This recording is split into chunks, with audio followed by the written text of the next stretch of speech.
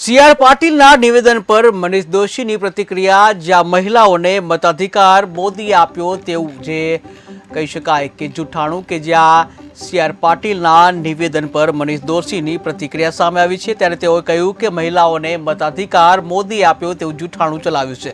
ત્યારે દેશ આઝાદ થયો ત્યારથી મતાધિકારનો મહિલાઓને અધિકાર છે, ત્યારે દેશના પ્રથમ રાષ્ટ્રપતિ વડાપ્રધાન કોંગ્રેસ દ્વારા અપાયા, ત્યારે બીજેપીના રાજમાં આશા વર્કરનું શોષણ કેમ થાય છે, મહિલાઓ સામેના ગુનામાં બીજેપી કેમ ચૂપ છે તેવું મનીષ દોશીએ જણાવ્યું। લોકસભાની ચૂંટણી જેમ જેમ નજીક આવે છે, મતદાનનો દિવસ, ત્યારે ભાજપાના નેતાઓ જૂઠાણાની ભરમાર તો ફેલાવે, પણ મૂળભૂત હકીકતોથી જોજનો દૂર એવી વાતો કરે।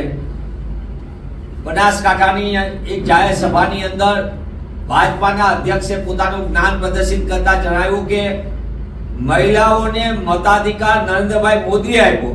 મને એમ લાગે છે કે આનાથી મોટું સુપર ડુપર જૂઠાણું કોઈનું હોઈ શકે નહીં। તેમને મૂળભૂત હકીકત જ ખબર નથી કે આ દેશની અંદર દેશ આઝાદ થયો ત્યારથી મહિલાઓને મતાધિકાર છે। મહિલાઓને સશક્તિકરણ માટે અને મહિલાઓને રાજનીતિની અંદર ભાગીદાર હિસ્સેદારી બનાવવા માટે કોંગ્રેસ પક્ષની સરકારે સતત કામગીરી કરી। દેશની અંદર પ્રથમ મહિલા રાષ્ટ્રપતિ પણ ભારતીય રાષ્ટ્રીય કોંગ્રેસે આપ્યા। લોકસભાના ગુનાઓમાં ભાજપાની સરકાર કેમ મૌન રહે છે? આ મુદ્દાઓ એટલા માટે અગત્યના છે કે જેના અંગે તેઓ એક તરફ કોંગ્રેસની સરકાર દેશની વ્યવસ્થાને મજબૂત કરવા માટે મહિલા હિસ્સેદારી વધારવા માંગે છે, મહિલાઓને સશક્ત કરવા માંગે છે અને મહિલાઓને એમના હક અને અધિકાર આપવા માટે સતત કામ કરે છે, અને બીજી બાજુ ભાજપાના સરકારો જ્યાં જ્યાં રાજ્યોમાં હોય અને કેન્દ્રમાં સતત મહિલાઓના અધિકાર છીનવી રહી છે।